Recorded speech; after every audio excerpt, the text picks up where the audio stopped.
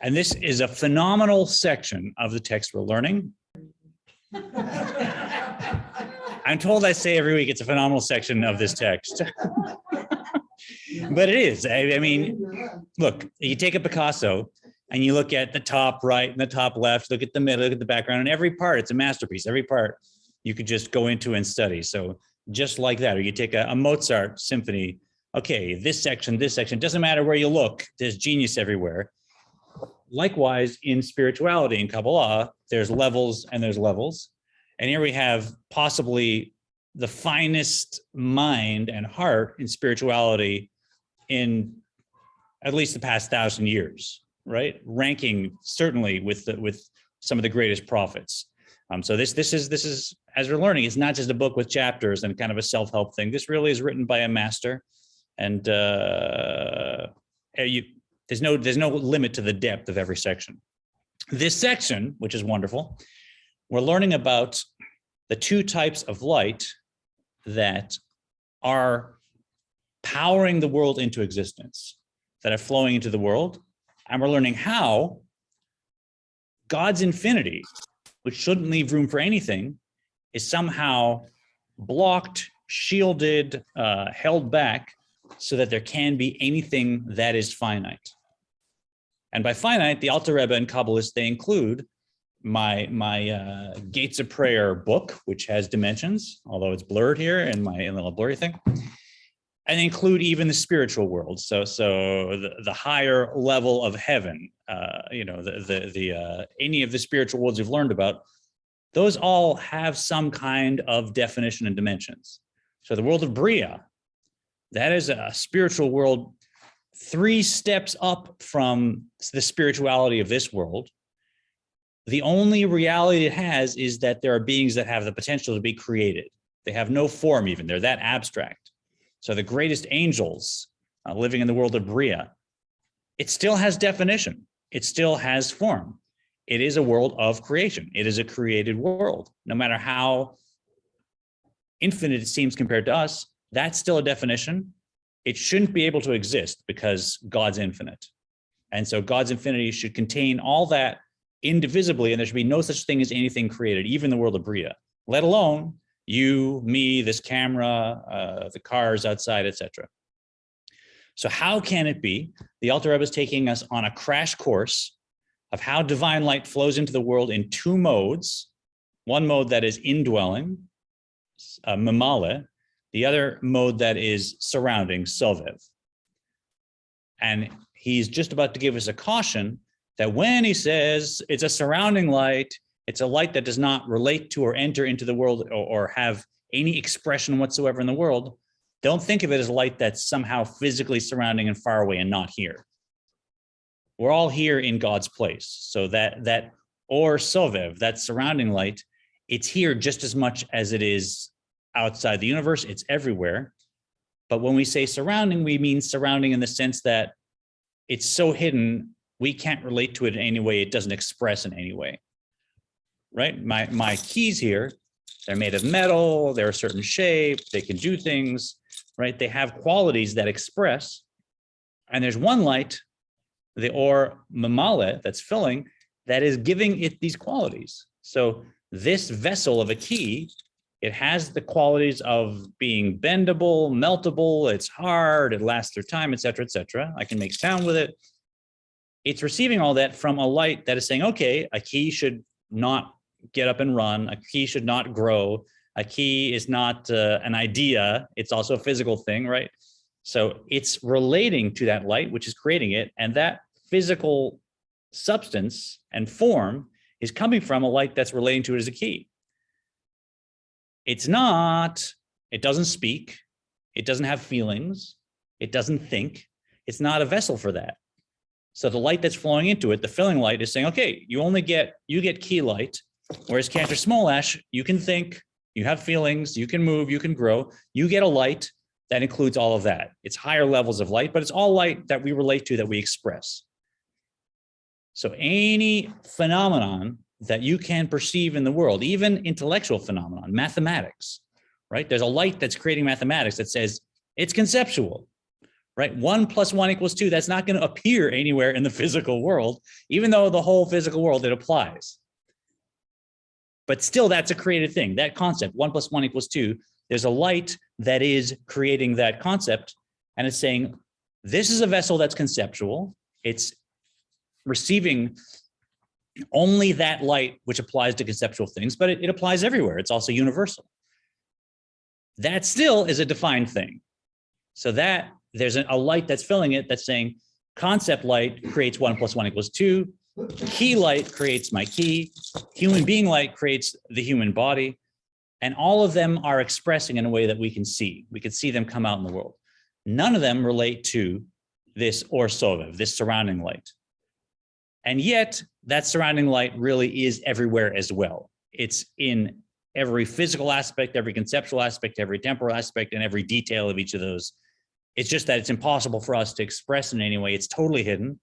In the same way that this key is not expressing the radio waves that my phone can express. Does that make sense? Doesn't make sense to anyone, apparently. Okay, let's see if the Alter Rebbe, the great genius. But may I ask a question? Does the surrounding light encompass the first kind of light? Is it like both? Good question. Susan asked, does the surrounding light encompass the filling light? And yes, the surrounding light does also encompass the filling, which comes from it.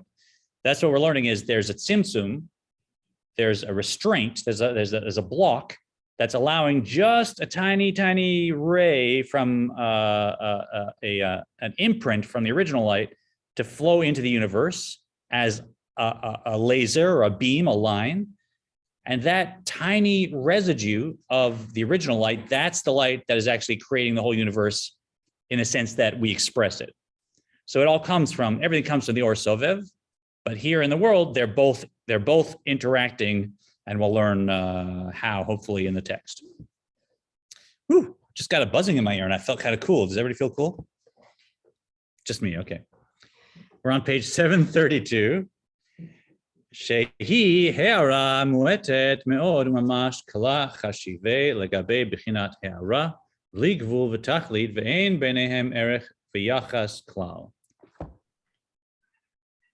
This light and vitality that is revealed within them after the contraction constitutes an infinitesimal illumination and is truly considered as naught when compared with the quality of the limitless and infinite illumination, and there is no proportion or relationship between them.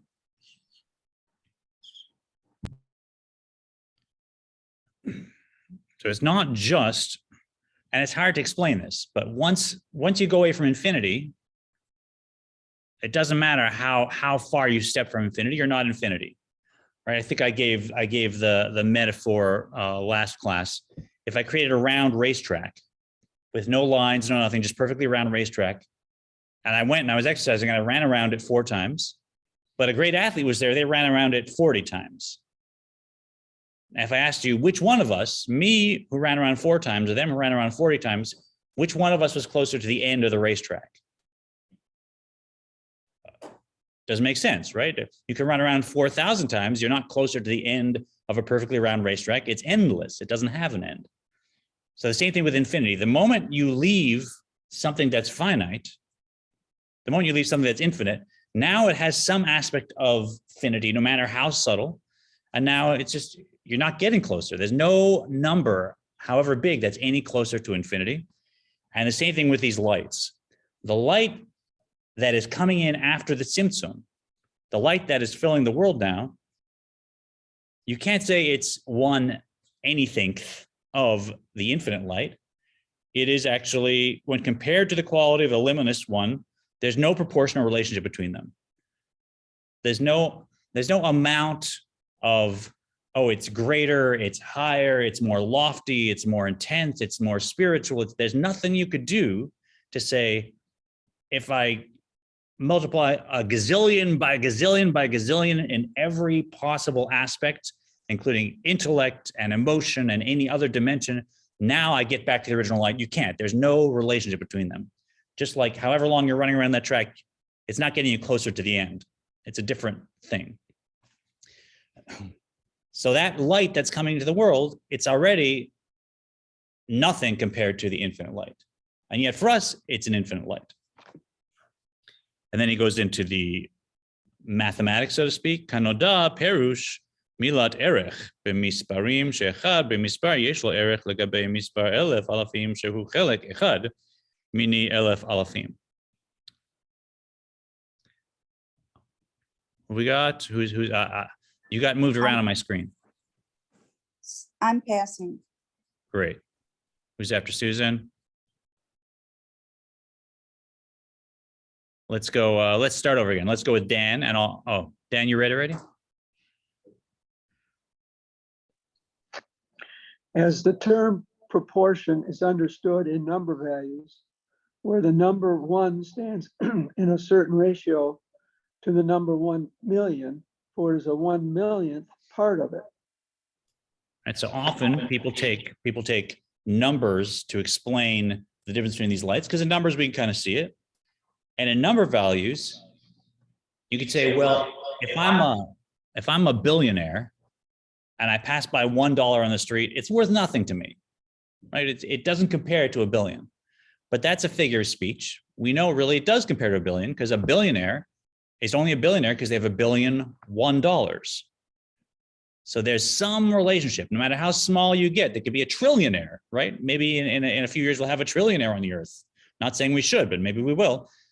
Even if it's 1 trillionth of their wealth, their $1 trillion is still composed up of $1 trillion $1. So it always has some relation. If they have exactly $1 trillion and they lose $1, now they're not a trillionaire anymore. They're just 0.999, right? So it doesn't matter how big a ratio you get, there's always still some relationship, because the number, a Google is made up of a Google ones. There's still a relationship. So whenever there is any proportion between one thing and another, no matter how big the gap, that has nothing to do with the proportion we're talking about between the Or Mamala and the Or Sovev, because there is no relationship. There is nothing you could multiply it by, no phenomenon you could put it through to say now it has a relationship to the Or Sovev. You have a question, or you just? Yeah. So Cindy, why don't you unmute for your question? Okay. About light. Yeah. We're not talking about, we're just specifically looking at light. We're not looking at the fact that it is a light that is a part of Ein Sof. Because for me, the confusing part is this is light that has gone through contractions, but it is still coming from something infinite. So how does it get divorced from the fact that it is coming from the infinite? That's the rub. Yeah, that's a big rabbit hole, because the issue is it's always a relative conversation. So if we're talking about the Or Sovev and the Or Mamala, the filling light and the infinite light, now we're saying this Or Sovev is true infinity, absolute infinity, and the Or Mamala actually doesn't even exist. There's no relationship to the true infinity. But Or Sovev also comes, as Cindy said, from the Ein Sof, from God's essence. And so how can you compare the Or Sovev, which is a light coming from infinity? How can you say it's infinite when it's just a light coming from it? On the other hand, God and God's light are completely united, so it is infinite. And it gets even more complicated, because here in the Tanya, as we'll maybe talk about a little later, this is a big shortcut anyways. In the Tanya, there's 4 spiritual worlds. You don't have to memorize them today: Asiya, Yetzira, Bria, and Atzilut. And in Kabbalah, generally, all those are considered worlds, and there's many levels above them where you can say there's true infinity, but the worlds, they're just worlds. Here in the Tanya, the Alter Rebbe says, forget all that highfalutin Kabbalah above Atzilus. We're going to say for the Tanya, because you're working on yourself, Atzilus is infinite light. That's the Or Sovev, but that's only in the Tanya. It's like he gave us a shortcut so we could start working on ourselves without getting into the complicated stuff. So when we're having a conversation in the Tanya and we say Or Sovev, why was that funny? What was funny about that? This is complicated. Okay. But to answer your question, you're right. If you say, how can you say that Or Sovev is infinite? It's just the light of something that's infinite. So it's already left. Absolutely. And if we're now talking about levels higher than Atzilus, then 100% Or Sovev, we have a different conversation. But for the Tanya, we're trying to keep it relatively simple and say Atzilus is equivalent to Or Sovev, even though in other places it's not at all. And then the other three worlds and down, Bria and down, that's Or Mamala. And let's just have a conversation like that. Because these are relative terms that slide up and down depending on what you're talking about. And they sometimes flip to, and something that was above something now is below it. So it always depends. My question is, how does? Oh, you want to unmute? You want to unmute?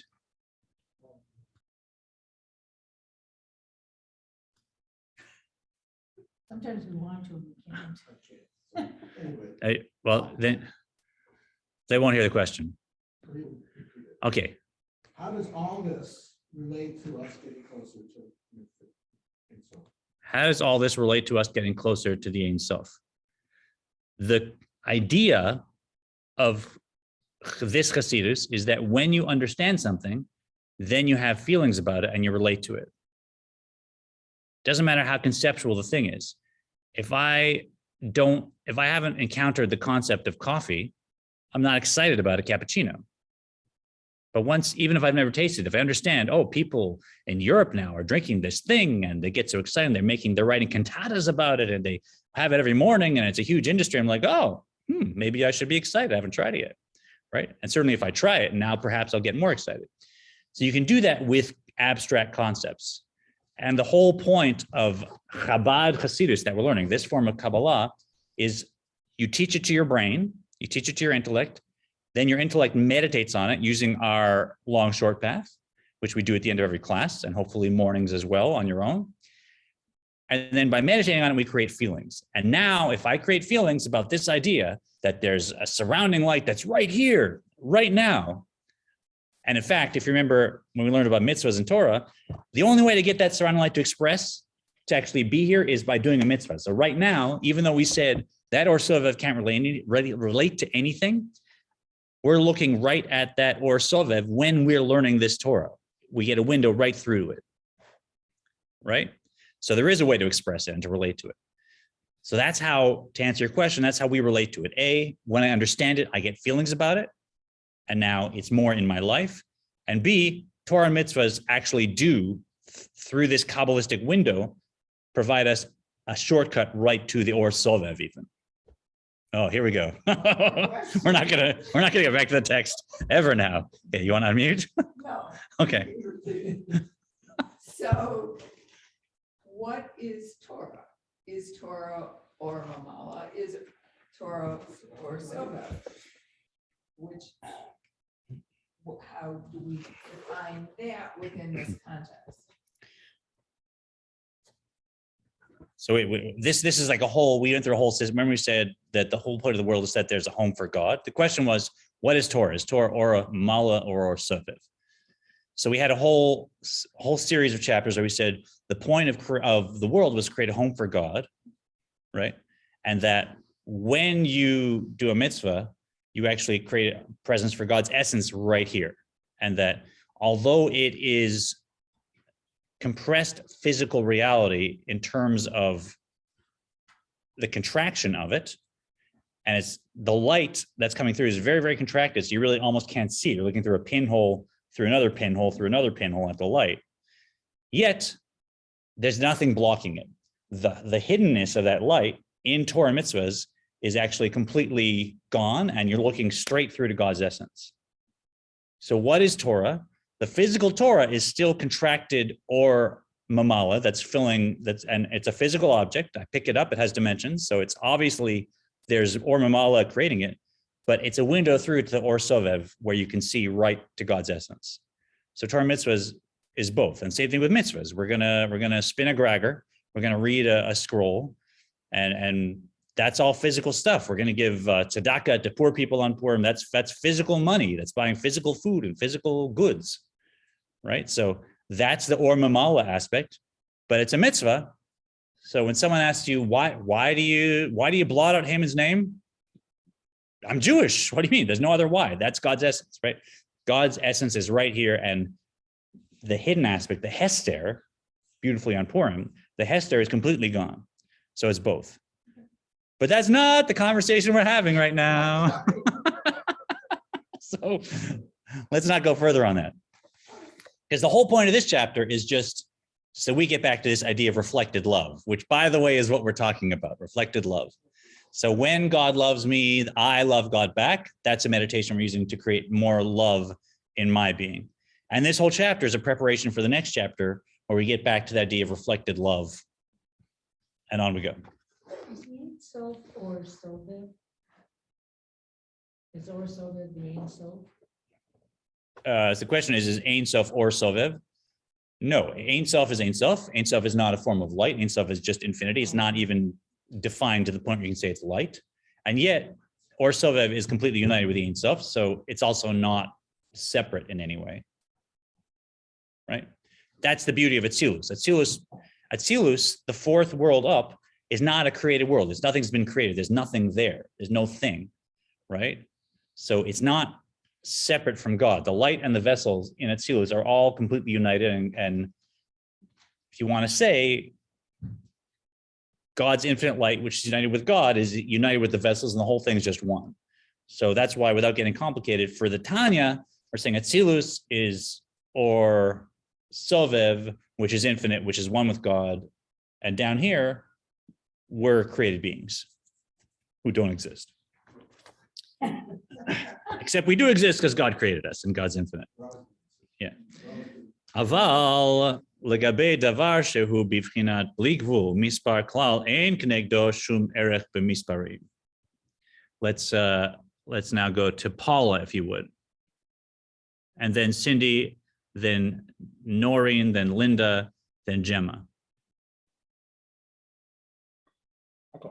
But as regards a thing which transcends finitude and numeration, there is no number, however great, that can be relative to it. Regards a thing which transcends any kind of finite properties, you can't find a number that is any ratio that compares. Every number is equally distant from infinity, just like you'll never get closer to the end of your round jogging track, no matter how many times you go around it. You're not getting closer. She'afilu elef alfei alafim v'ribo rivavot enan afilu ke'erech mispar echad legabe elef alfei alafim v'ribo rivavot. Cindy, go ahead. Yeah. For a billion and a trillion, when compared to infinity, do not even attain the relevancy of a value of one in comparison with a billion or a trillion. Ela kalamash chashive. Do one more, Cindy. For the sum of one retains some degree of relevance, even when compared to a trillion. It is, in fact, 1/1,000,000th of it. While even a sum as large as a trillion has no relevance at all when compared to the realm of the infinite, but it is veritably accounted as nothing. So hopefully if you didn't understand me, you understood that. Doesn't matter how big a number, there's still that number of ones in it, and it has some relationship to one, whereas infinity, there's no number big enough that has any relationship to it. You can't, if you take a Googleplex is like a one with 100 zeros after it, am I right? Whatever it's called. Doesn't matter, it's a huge number. I can't imagine that big a number, but you can't say that it's closer to infinity. There's no amount of them that ever gets to infinity. It's a different concept. So now back to light. Hehara muetet zo umitlabeshet beolamot oli'elinim v'tachtonim lahashpia bahem hachayotam. Yeah. Okay. So indeed is the utterly insignificant quality of this minute illumination after the contraction which clothes itself in the higher and lower worlds in order to provide them with sustenance and life. So that's the same relationship. Just like a trillion has no relationship to infinity, the light that is creating any of these worlds, from the physical world on up, every world has no relationship to the Or Sovev. And each world, as we said, because it has some measurement, the world of Yetzirah is a world of form, of emotion, of angels. The angels are praising God. They're so much greater than we can imagine or conceive of with our limited awareness right now. That world, I just described it, didn't I? Therefore, it has some measurements. It's a world of formation and emotions. It's not truly infinite, and it has nothing, in no way compares to the Or Sovev. It's also being created by the Or Mamala, the filling world. Legabe erech or haganuz v'nelam shehu bivchinat ein sof. And Linda? When compared with the quality of the hidden and concealed light that is of an infinite order. ואינו מתלבש משפיע בעולמות בבחינת גילוי, אחריותם אלא מקיף עליהם מלמעלה ונקרא סובב כל עלמין. Gemma, go ahead. And does not clothe itself or exercise its influence in the worlds in a revealed manner, providing them with life, but encompasses them from above, i.e., it exerts its influence while remaining on its own level, and is so-called Sovev Kol Almin. And then it says the translation, I guess, encompassing all worlds.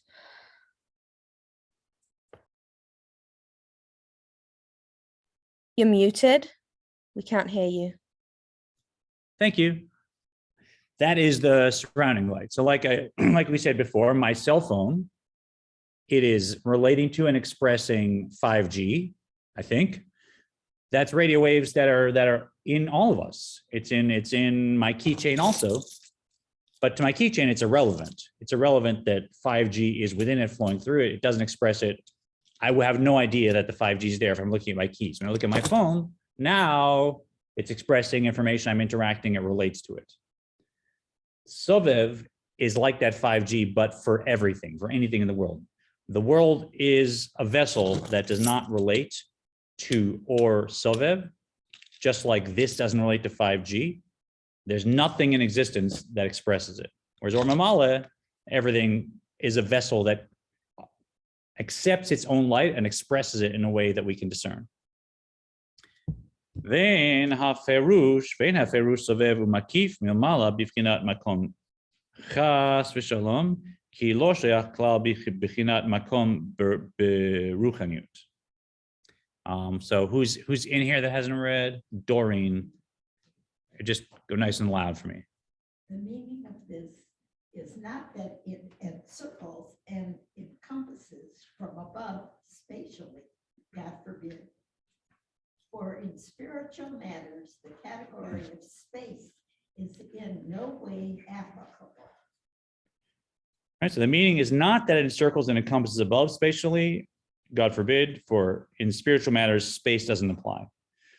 Or did you see the movie Master of the Universe, Star-Lord? Remember see that? Such a funny movie. And that wrestling guy was in it. Turns out to be a very good comic actor. And he plays this race of alien beings that are completely literal, right? So the same way Spock was just logical, they're just totally literal. So like any expression, any metaphor is just completely lost on them. And then the other little squirrel guy's explaining, he's like, don't use any expression with him. It'll go right over his head. He's so literal. And the guy, he hears it. And there's a funny line, excuse me, he says, and he's a big guy, right? He says, it could not go over my head. My reflexes are much too fast. I would catch it. That's what he says, right? Which is so funny, right? Because he's not even getting the explanation that going over his head doesn't literally mean it's going over his head. And he thinks, no, it could never go over my head. So he doesn't relate to anything, anything non-literal, but it's not really going over his head. In the same way, when we say it's surrounding the world, it's not really surrounding the world. We're not thinking, well, it's out there beyond outer space to infinity and beyond. It's not outside. Let's not be like that character who thinks going over my head means that I could catch it. Just like surrounding doesn't mean it's not here. It is here. We're all in the Or Sovev. And in fact, when it comes to how the world is created, they're both effective. You need the Or Sovev and the Or Mamala for the world to exist. It's not like the Or Sovev makes things exist and the Or Mala gives them their quality. It's much more complex and described in all kinds of ways. But they both are creating the world at all times, even though the Or Mala is relating to the world and expressed in any way. And the Or Sovev does not relate to the world and cannot be expressed in any way. But it's all here, right here. Or Sovev is right there. So cast in the conceptual framework we're trying to create in all this, cast out of your mind this idea of some spatial surrounding phenomenon that's not here. It is here. We're in it. Is that clear enough? I made that point like a dozen times. Good.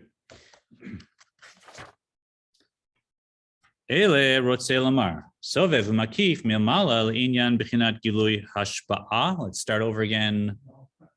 Oh, thank you, Rick. You'll unmute. You'll just yell. But the meaning is that it encircles and encompasses from above, insofar as the revelation of this influence is concerned. Gemma, could somebody listening just on a computer hear that? It was a bit hit and miss. But the meaning is that it encircles and encompasses from above insofar as the revelation of this influence is concerned. I apologize. My normal microphone, which has Omni, is somewhere not here. So this is just the computer mic. So there's no way it's going to get you guys. I apologize. That's mine. Insofar as the revelation of this influence is concerned. Right. So like we said, 5G is revealed on this phone. It's not revealed on this keychain. And so it is Sovev for the keychain. It is Mamala for the phone, but it's still flowing right through the keychain. Doesn't mean it's not there. So it's not spatially encircling. It's encircling in terms of it has no revelation of that influence. Is it kind of fair to say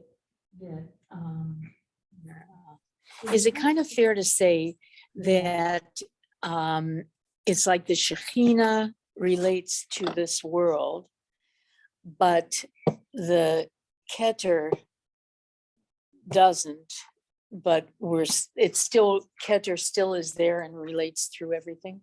Is it like that kind of? Yeah, that works just as well. If you want to use Shekhinah is Malchut of Atzilus.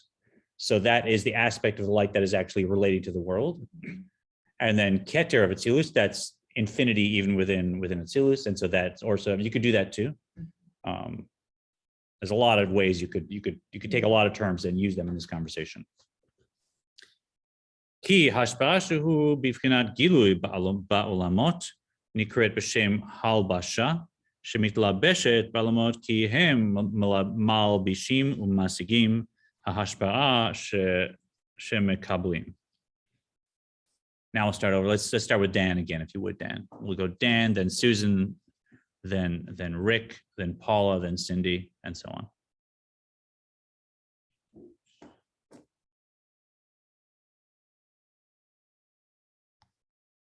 You got your unmute? We're not used to our devices here. Whereas the influence which does not come within the category of revelation, but remains. Which, no. For influence. For influence? Yeah. Am I on the right one? What? For influence? Yeah. For influence, which is in the category of revelation. In the world, being clothed within the world. For the influence that you receive is clothed and comprehended by them. That is, they are able to comprehend and internalize it. So here's another concept that maybe will help this land.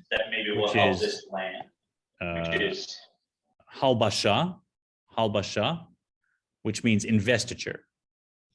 So when I put myself into my clothing now relates to me. It's moving around like my arm's moving around. When I speak into the phone, my voice is enclothing itself in the phone relates to it. It can send that voice signal anywhere else in the world. Because now my voice is enclosed in the phone, right? When power from a plug goes in and now enters into a toaster, the power in the plug could be any kind, could do anything. But once it's enclosed in the toaster, now that energy suddenly becomes energy that's enclosed in becoming hot, creating heat. Whereas if it had flown to the fridge, now it's enclosed in a heat exchange. It's not really creating cold. I won't say that because I know that's not accurate. I forget exactly why. But if it goes into a light bulb, now it's enclosed in creating light. Let's use that. So in that metaphor, the light that's flowing in the plug that's ready to use, the energy, sorry, in the plug that's ready to use, you could say that's or sovev, that's, we don't know what it is. It doesn't relate to anything. It's just power. But once it goes and flows into some appliance, now it's being clothed in creating light and creating heat and creating sound if it's a stereo, et cetera, et cetera. So this influence, this ormamala, it's like something that's being clothed in any way in the world. And as we said, that can be mathematics. It can be conceptual. It can be creativity, right? The idea of a poem.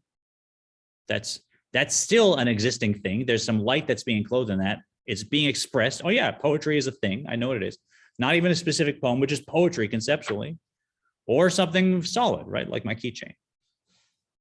Whereas the opposite, ma she'en kein hashpa'a she'ena bivchinat gilui ela behester vehelem ben holamot masigim ota ena nikret mitlabeshet ela ma'kefet v'sovevet. Cindy, you want to go ahead? Oh, I changed. It's fine. Go ahead.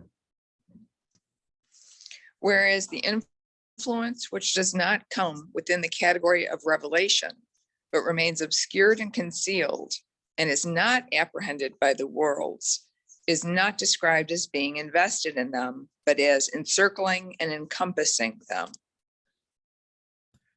So it's not that it's not here, it's that it's not enclosed. It's not expressed in any way that we can relate to. So we call it encircling, encompassing. If you can find a better word, you could say hidden, right? But hidden lacks the concept that it's really so infinite, it's also encompassing. It's also something much, much, much beyond saying it's just here but hidden, right? So this concept of or sovev, our brains work so spatially, it's hard to put a pin in what we're talking about, right? So you got to try and take all your spatial conceptual faculties out of it, but at the same time recognize that it is right here in space and time. Therefore,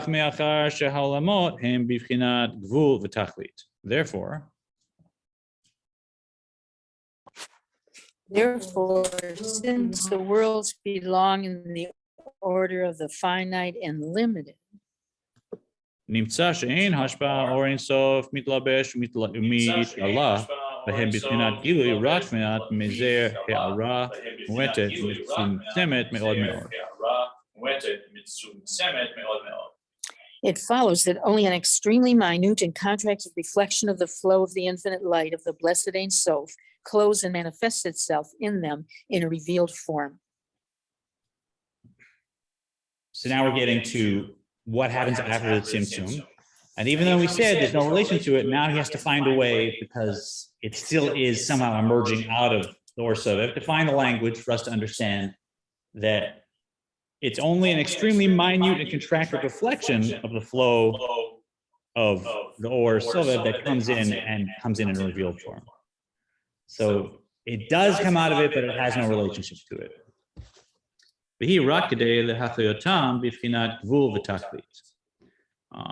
Let's go to Paula now, and then Linda, and then Gemma.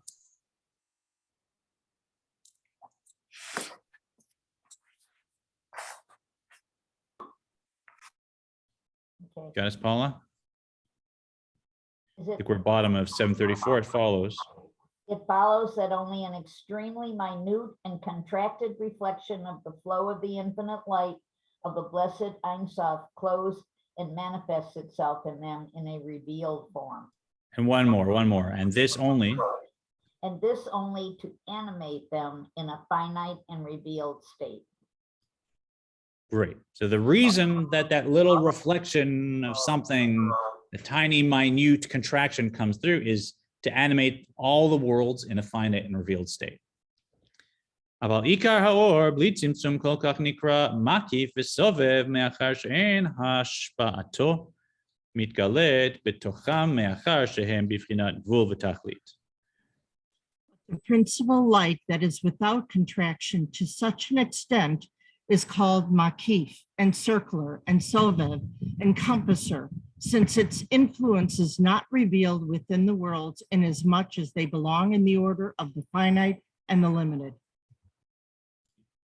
And that is again sovev, right? The principle, like the core, the real, the essence of that infinity, not essence, but the principle light, that is the or sovev. That's the real light that really exists in the world. And the or mamala, you could almost say, is non-existent compared to it. So if your brain is doing jumping jacks right now and getting tired, you should know this is chapter 48, right? That's moach. 48 is mem chet, that spells moach, and that's the brain of the Tanya. So just like Lev was the heart of the Tanya, and chapter 32 Lev was a very easy to understand chapter about how to love every other Jew like yourself. It was hard to do, but to explain was easy. Well, just see yourself as primarily spiritual and only your body's only secondary. And then that's going to lead to you'll see everybody's equal, you'll treat everybody this way, you'll automatically love them, etc. Hard to do, but easy to explain. This is the moach, this is the brains, and this is a very conceptual chapter, even though it's an oversimplification of something that is much, much more conceptual in other parts of Hasidus and Kabbalah, including some of the other sections of the Tanya, apart from this one. Yeah? So at this point in time, in the minds of the people at that time, the brain and the heart were separate, right? Whereas in biblical time, the brain and the heart was kind of in the heart, right? That's a good question. So That's a good question. So if But you now feel it's mute, separate. you mute. Yeah, so if you feel mute, So where the heart was an organ of perception in the Torah, obviously, and also in Kabbalah and Hasidus, it never stopped being an organ of perception. So it's also true that in this text, there are places where he talks about the heart being able to think and perceive and understand. So they were up on neuroplasticity and multiple brains long before science, crept in and discovered it. So no, I wouldn't say that the Alter Rebbe has left that model of the Torah, where the heart is an organ of perception and knowing, as along with feeling, right? And that the brain is somehow just a separate organ. They just have a very detailed and intricate understanding of how they integrate and how they relate. So you have feelings within intellect, you have intellect within feelings, and it's understood that the intellect is the core of any feeling. And the whole thing is supposed to be integrated and working as one system. So no, I don't think he's gotten So to. it's related to each other, but they see it as separate. Well, when he says moach actually means the physical brain. Yeah. So everybody always knew that the physical brain was not the physical heart, right? In poetry, when it says God will smash brains on the battlefield and all that, I mean, in the Bible too, they knew that there was something in the skull that was different than what was in your rib cage, right? So also in the Bible, they recognized there were two different organs. They just understood the heart was not just a blood pump and something to do with emotions. The heart was also a kind of intellectual perception that was higher than the mind and the brain. So no, to answer your question, I think the Alter Rebbe is still in that mindset of the Torah that the brain and the heart are both working in an integrated way and not separate, even though they know they're physically separate organs. And then when we come back, we'll do a little meditation. We're finished. When we come back, we'll go into another mashal, another example, another metaphor that I think will take this and bring it a little closer to home in terms of our experience.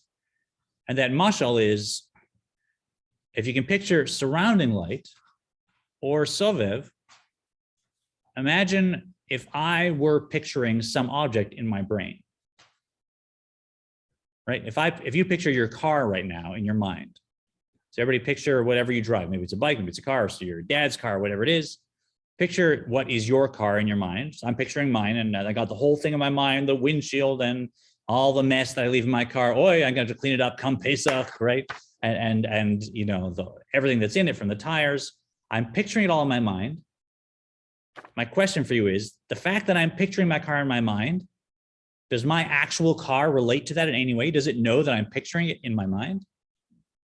No, it had nothing to do with my actual car. So that me picturing my car in my mind, even though my mind is completely encompassing that image of the car in my mind, that has no relationship with the actual physical car. So that's like Or Sovev, where I'm completely surrounding and encompassing the car in my mind, but that's not expressed in the car. If you look at the car, you wouldn't know. If you were the car, you wouldn't have the capacity to know. The problem is when you talk about God's thought actually is encompassing and creating the whole universe. So when God thinks of the universe, that is the life force that creates the universe.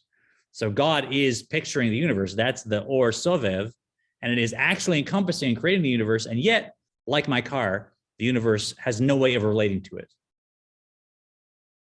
That obviously is not going to simplify things from the look of faces in the room, but good. We'll get back to that later. I didn't know how fun this chapter would be to try and tackle inside. My goodness. Did I say exciting or wonderful, wondrous? What did I say? All right, let's take all those sparkly ideas and let's try and find a simple point to anchor our emotions to them, because that really is the work. So let's find yourself in a nice, comfortable seated position, nice long spine. And let's let the breath that is flowing into us. Another beautiful metaphor for the Or Mamala is that energy flowing in through our breath that we relate to, that creates us. We want it flowing in a smooth, deep, even manner. Let's start breathing to counts for each of the 4 stages of the breath. We'll breathe 4 counts to breathe in, 4 counts to keep your breath in, 4 counts to release the breath out, 4 counts to keep the breath out, starting with me. 1, 2, 3. Keep that breath in. 2, 3, 4. Release out through the nose. 3, 4. Keep the breath empty and out. 2, 3. Starting again, breathing in. 2, 3, 4. Stay full. Delicious breath. 3, 4. Breathing out. 2, 3, 4. Nice, empty. 2. Keep going on your own pace.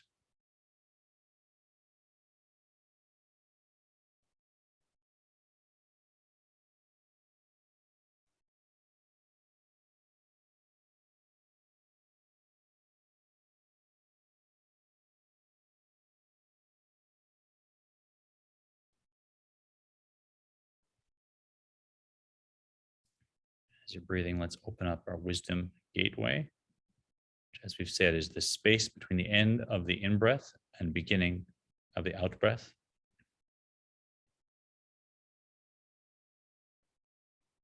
That open space, that can be a wisdom gateway for chokhmah, wisdom, to enter into my psyche.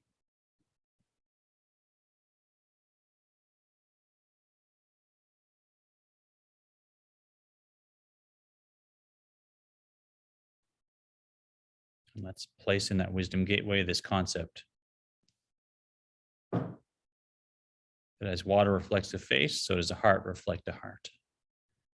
As water reflects the face in the water is smiling, that means my face is smiling. So my heart reflects the love from God. Whether I know it or not, when I understand God's love for me, my heart feels love. Just let that concept, that type of love, sit in your wisdom gateway.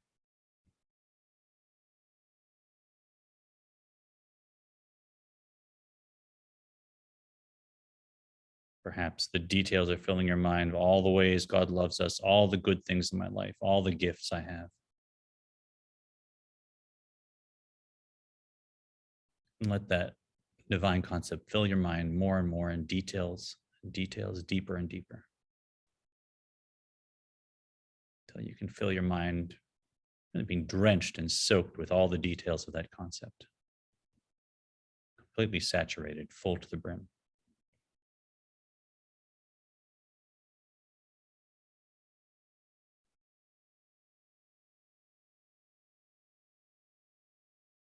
Staying here in the stillness of this concept, no doubt find emotions beginning to flow, maybe just little kernels of emotions. That is emotion. So if you have the time, I'd very much like to do it now, but we don't have the time here. Feel free to pause your device and sit for 10, 15, 20 minutes, allowing those emotions to flower. If you're with us, we're out of our time today, so just wiggle your toes and eyes. You can wiggle your eyes if you want. Thanks for learning with us. It's always a pleasure. I love starting the day with all of you, learning Tanya. If you want to join us in the class, email maya@temple-israel.org. We'd love to have you join here in person, here on Zoom, however you'd like. Sei gesund, and have a wonderful Purim next week.